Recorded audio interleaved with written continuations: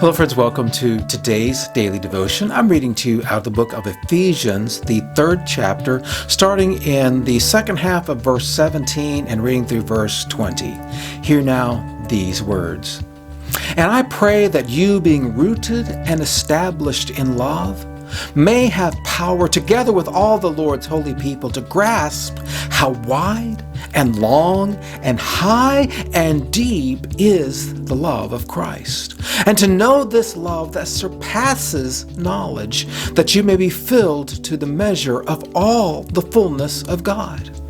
Now to him who is able to do immeasurably more than all we ask or imagine, according to his power at work within us, to him be glory in the church and in Jesus Christ throughout all generations, forever and ever.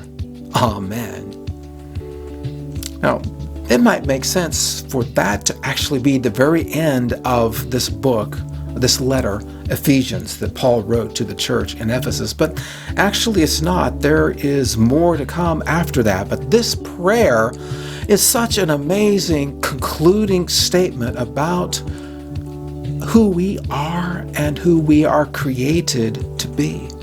Because see, who we are is the people of God. We are created to be subsumed in his love. That's why Paul is writing about how wide and long and high and deep is the love of Christ. This is bigger than any ocean that you might fall into.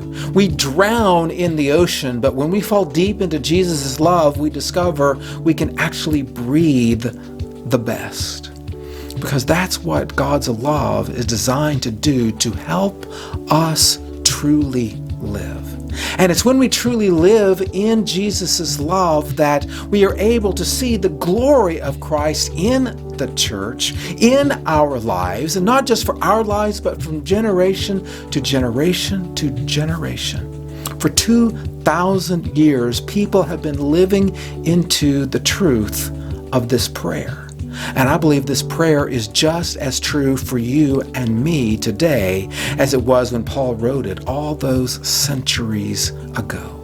This, my friends, is the path of discipleship, to be immersed in Jesus' love and to know him, to know beyond all knowledge the fullness of God's love for us. May you be diving deep today, and I'll see you tomorrow for another daily devotion.